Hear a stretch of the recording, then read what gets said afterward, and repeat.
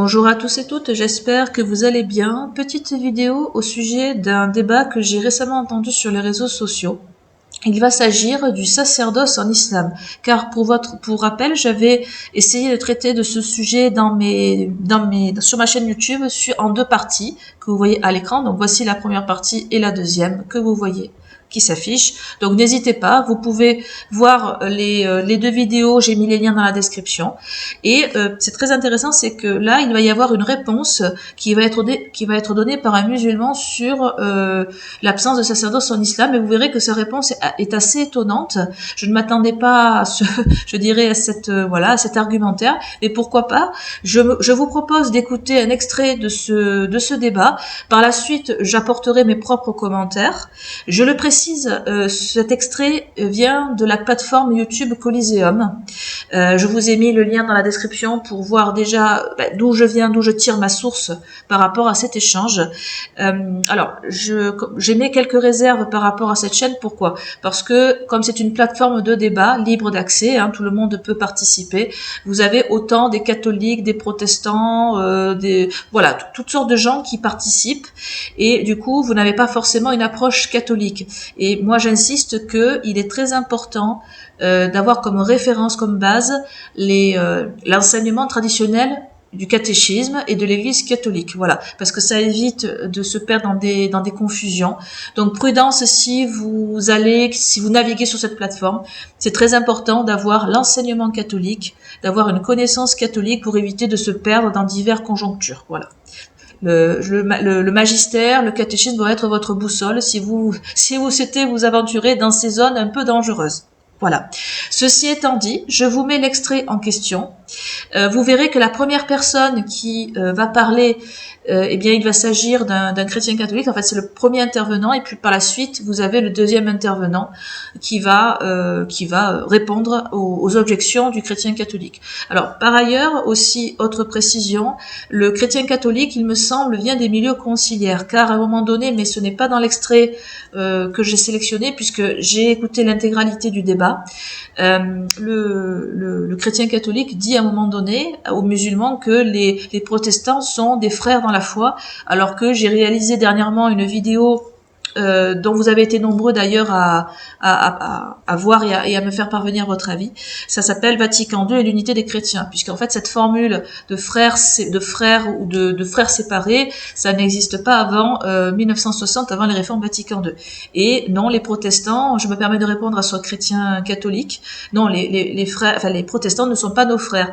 Ce sont malheureusement des hérétiques et on prie bien sûr pour qu'ils rejoignent l'Église catholique. Ceci étant dit, je vous laisse écouter l'extrait et je vais réagir par la suite. À tout à l'heure. Lien un sacerdoce? Où est-ce que Mohamed a fait un sacerdoce? Incroyable. Et depuis tout à l'heure, il est en train de parler, il donne aucun argument. Il me fait des arguments philosophiques Exode et 24, il verset me 8. dit, vas-y, donc quoi? Ok, Exode 24, verset 8. Moïse y prit le sang et il le répandit sur le peuple en disant, voici le sang de l'alliance que l'Éternel a fait avec vous selon toutes ses paroles. Matthieu 26, verset 28. Car ceci est mon sang, le sang de l'alliance qui est répandu pour plusieurs pour la rémission des péchés. Moi, je te pose la question. Où est le sang de l'alliance que Mohamed a donné, s'il est prophète? Premier point. Deuxième question. Quand on parle d'alliance, elle est liée à un sacerdoce. Où est-ce que Mohamed il a fait un sacerdoce? Ça, c'est ton argument pour prouver que le prophète Mohammed sallam, il est pas révélé. Réponds à mon argument, s'il te plaît. Dis pas ça, c'est ton argument, Nana. Réponds juste. Non, mais c'est ton seul argument. Mais non, mais je vais pas tout énoncer d'un coup. Tu vois bien que tu es perdu déjà quand je te fais des raisonnements philosophiques. Là, moi, j'ai l'air perdu. Surtout que tu dis que c'est des raisonnements philosophiques, alors que c'est des arguments Ah non, rationnels. mais c'est des arguments, oui, ben oui, c'est philosophique, rationnel, autant que tu veux. Mais tu me donnes aucun argument sur le texte. T'es pas sur Genèse Et 17, je viens de t'es te pas en donner train de quoi, me là? répondre sur Genèse 17. Mais je viens de te Tu me donner quoi? Je parles, viens de te dire que moi. tu me parles d'Exode et tu fais un pont entre le sang entre le sang de Exode et tu me parles de Matthieu pour me parler de sang. Et tu me dis, comme le prophète Mohammed sallam n'a pas fait ça, donc ça élimine sa prophétie. C'est ça ton Excusez-moi, argument? j'ai reçu un appel téléphonique. Excuse-moi, tu peux répéter? Ah, d'accord, ok. 10 secondes, C'est 10 un secondes appel avant. téléphonique. Ouais, bah vas-y, t'as reçu un appel téléphonique. Non, non, je te jure, c'est vrai. Non, sur... Ouais, ouais, t'as reçu un appel téléphonique. Bah, Ok, je peux te montrer le numéro si tu veux. Enfin, ok, je m'en ok, fiche, c'est un non, numéro mais masqué. ouais, ouais, pas de souci. T'as reçu un Mais appel du coup, téléphonique. t'as pas répondu par rapport au sacerdoce. Ah, non, mais j'ai pas besoin de répondre par rapport à ton sacerdoce. Ce n'est pas par rapport à Genèse 17. Bah, si, c'est complètement lié Réponds-moi pour le par coup. rapport à... Il y a absolument aucun lien avec Genèse 17. Non mais excuse-moi, mais non mais tu rigoles ou quoi? Mohamed, ici, il a reçu une bénédiction. Mohamed, il a amené une nouvelle législation. Moïse, première législation. Jésus, deuxième législation. Mohamed, troisième législation. Est-ce que, s'il te plaît, tu peux me dire où est-ce que Mohamed a fait un sacerdoce? Jacob, il a fait un Isra- sacerdoce, lui? Pardon? Jacob, il a fait un sacerdoce, lui? Non mais tu peux répondre à ma question, s'il te plaît? Où est-ce qu'il y a eu... Réponse, Non mais la réponse première argument. alliance Est-ce de que Dieu avec les Jacob a hommes, eu c'est laquelle? besoin? Est-ce que La Jacob première a eu alliance besoin de de Dieu faire un avec les hommes, c'est sacerdoce? laquelle? La Est-ce première que alliance de Dieu avec les hommes, c'est Jacob a eu laquelle? besoin de faire un sacerdoce? Bon, je vais te répondre. Non. Et pourquoi? Parce que la première alliance de Dieu Ah, avec les donc, hommes, c'est avec qui? ok, Première alliance de Dieu avec les hommes, voilà. c'est avec qui? Abraham, Ok. Deuxième alliance, avec qui? tu me dis première, deuxième, il l'a fait avec Abraham. Oui, ok. Ensuite, il a fait ses enfants. Abraham, Moïse, Jésus, Mohamed. Mohamed, il a amené une troisième législation, oui ou non? Nous allons pas. Il va l'amener une législation, oui, mais c'est pas Ok. forcément la troisième. Oui, d'accord. Pour nous, on n'a C'est pas une la suite même, de, c'est une suite de législation. on n'a pas la même, on n'a pas la même C'est une législation. suite de législation. Et quand je te parle d'alliance, je te parle uniquement de Mais si sacerdoce. Hein. Jacob n'a rien fait, pourquoi alors c'est Mais on parle forcément du sang. c'est un argument massif? Mais pourquoi tu me parles de Mais sang? non, on parle du sang ici. On parle du sang ici, Mais Ahmad. On pourquoi? parle Non, du là, fait que... non, mais là, tu arrives sur un sujet de la rédemption. Mais c'est pas la rédemption le sujet. Mais Là, non, tu me parles mais de non, rédemption. Et tu me parles de mais non, sang, t'as pas quel est le compris. rapport? Qu'est-ce que tu Mais vas non, me t'as pas prendre compris. entre l'argument du sang pour Pessar et tu vas me prendre l'argument de Jésus pour me dire qu'en fait, il doit forcément ramener ça. Mais ça n'a absolument rien à voir, là. Bon, Jacob, c'est ce qu'il a fait. T'as pas compris mon point. Ce que je veux te dire, c'est que de la même manière que il y a eu un sacerdoce avec Moïse pour sa législation, de la même manière qu'il y a eu un sacerdoce avec Jésus pour sa législation. Mohamed, est-ce qu'il a eu un sacerdoce, lui? Est-ce que Jacob a eu un sacerdoce, lui? Mais je viens de te répondre. Je t'ai déjà Non, répondu. bah, s'il n'a pas eu, bah, donc est-ce que c'est éliminatoire pour Jacob? Non, mais est-ce que Jacob... Non, mais vraiment, tu rigoles, mais là, je te parle vraiment de Mohamed pour le coup. Non, mais Pourquoi... Moi, je comprends pas. Pourquoi tu fais des je te sophismes pose, comme ça? Pourquoi tu je te pars à pose- il y droite a à pas- gauche? Réponds à mais ma question. pourquoi tu me dis, je te réponds par une question. Je te pose une question. Une question simple. Puisque pour toi, c'est un argument éliminatoire, réponds si Jacob, lui, a Ok, fait la même il est chose. inclus dans le sacerdoce d'Abraham. Il est inclus dans le sacerdoce d'Abraham. Est-ce que maintenant, Eh s'il te ben, plaît, tu peux me répondre? Est-ce que on Mohammed va a fait faire un la même chose. sacerdoce? On va faire la même chose que toi. Il est inclus dans le sacerdoce d'Abraham. Mais comment c'est possible, sachant que Mohamed, il vient après Jacob plusieurs vient, autres législations. eh ben, c'est la même chose c'est la même chose pour Jésus. Jésus vient Mais non, après. parce qu'il est inclus dans le sacerdoce avec lui. Eh ben, Et c'est la même Moïse, chose et pour, Mo- pour Abraham, et c'est ça. Moïse, il est officialisé avec la fonction de prêtrise. Exactement la même chose. Donc Mohamed, Mais il a la fonction de prêtrise. je prends exactement le même argument. Je prends exactement les mêmes arguments, tu vas voir que ça va pas aller loin. Non, mais est-ce que Mohamed, il a été officialisé avec la fonction de prêtrise? Je prends exactement tes arguments et je te les renvoie. Et tu vas voir que ça va mener nulle part. Donc vous venez d'écouter en intégralité l'extrait et chose surprenante, en réalité le musulman n'arrive pas à répondre clairement que non, il n'y a pas Mohamed, le pseudo-prophète de l'islam, n'a pas instauré de sacerdoce. Le concept de sacerdoce n'existe pas en islam tout simplement. J'avais développé donc dans mes deux vidéos de l'absence de sacerdoce en islam, j'avais développé l'idée que l'islam a créé par contre une autorité de substitution qui s'appelle le califat, dont je vous affiche la page Wikipédia sur la définition. Et en fait, si le califat en lui-même n'a pas d'équivalent dans la Bible, il est complètement étranger à toute tradition biblique, puisque le sacerdoce et l'alliance dans les Saintes Écritures, que ce soit l'Ancien ou le Nouveau Testament, sans cesse Dieu renouvelle l'alliance avec, notamment avec Noé, puisque lorsque Noé sort de l'arche, Dieu renouvelle l'alliance avec lui. Par la suite, vous avez la figure très importante de Melchizedek, voilà, dont je vous affiche la biographie Wikipédia à l'écran. Melchizedek est vraiment la préfiguration de notre Seigneur Jésus-Christ. Donc, et d'ailleurs, très intéressant, Melchizedek justement et justement, en fait, les catholiques vont reprendre notamment la préfiguration du pain et du vin dans la célébration de l'Eucharistie. Je vous lis un extrait du livre de la Genèse. Melchizedek, roi de Salem, fit apporter du pain et du vin. Il était prêtre du Dieu très haut. Il le bénit en disant: béni soit Abraham par le Dieu très haut, qui a créé le ciel et la terre. Et béni soit le Dieu très haut, qui a livré tes ennemis entre tes mains. Et Abraham lui donna le 10e de tout ce qu'il avait pris. Voilà. Donc, pour dire que le sacerdoce, le fonctionnement du sacerdoce avec l'alliance, en fait, c'est vraiment deux dimensions qui sont intrinsèquement liées dans la Bible. Et dans la nouvelle alliance, comme notre Seigneur Jésus-Christ est Dieu, eh bien, c'est lui qui a donné à Moïse et par la suite qui a instauré le sacerdoce d'Aaron lorsque les enfants d'Israël quittent la terre d'Égypte pour s'installer, pour conquérir la terre de Canaan.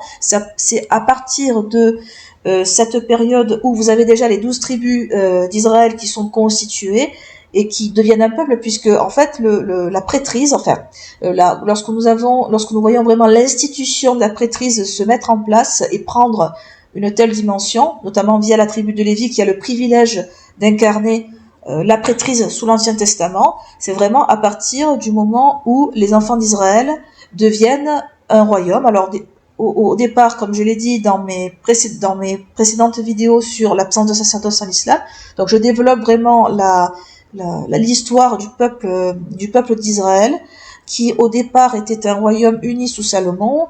Après Salomon, il y a eu une scission entre les royaumes d'Israël, entre le peuple d'Israël. Vous avez le royaume de Juda et le royaume d'Israël, voilà.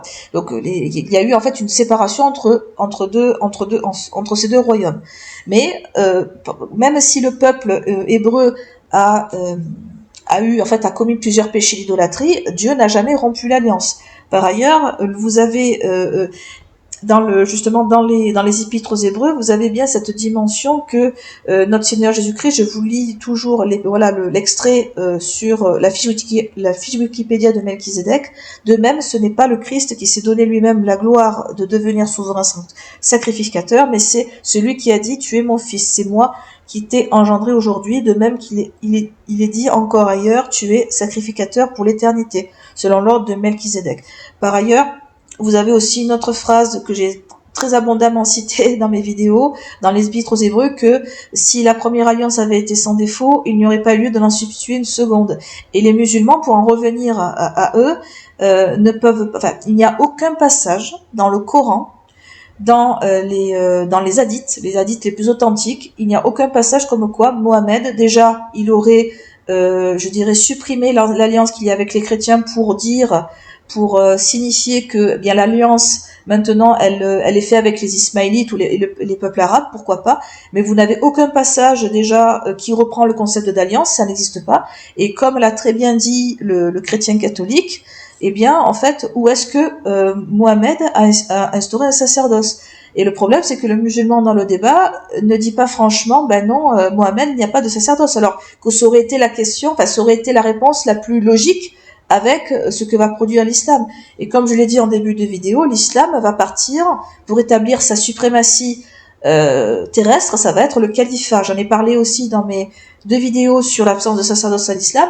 J'ai parlé du califat qui remplace l'ancien modèle qu'il y avait avec les prêtres. Et de plus, le califat en lui-même est une innovation, puisque il n'y a pas d'équivalent dans la tradition biblique même de l'arrivée d'un prophète illettré qui viendrait de la péninsule arabique. Alors c'est en fait dans l'intégralité du débat, il y a cette question qui va être posée, donc pas de réponse, parce que en fait si les musulmans partent du Coran eux-mêmes, c'est pas un critère d'authenticité déjà dans un premier temps. Alors de surcroît, nous avons en plus des paroles dans les évangiles qui disent que déjà dans les Galates, je vous montre un extrait ici, quand saint Paul dit que celui qui prêche, quand un ange venu du ciel vous annoncerait un autre évangile que celui que nous vous avons annoncé, qu'il soit anathème. Donc par définition, Mohammed est déjà disqualifié par la parole de saint Paul. Voilà. Et puis pour terminer avec l'extrait que vous avez entendu, le musulman va dire que Jacob, en fait, Mohammed, c'est pareil que Mohammed est inclus comme Jacob dans le sacerdoce, alors que c'est totalement faux, c'est complètement incohérent avec l'histoire biblique, puisque comme je le rappelle, les enfants d'Israël, enfin Dieu a promis aux enfants d'Israël qu'il leur enverrait un Messie, le Fils de Dieu, notamment dans les prophéties de Daniel, un Messie. Donc notre Seigneur Jésus-Christ étant ce Messie, en fait ce Messie c'est la réalisation de toutes les promesses. C'est pour ça qu'il ne peut pas y avoir d'autres prophètes après le Messie, puisque le Messie il représente, il incarne en lui-même la réalisation de toutes les promesses divines, c'est-à-dire la perfection, tout ce que Dieu promet pour l'humanité en tout cas. Après, bien sûr, nous allons avoir au fur et à mesure que les promesses vont s'éclaircir et que Dieu va communiquer aux prophètes de l'ancienne alliance, il va communiquer progressivement le contenu des promesses.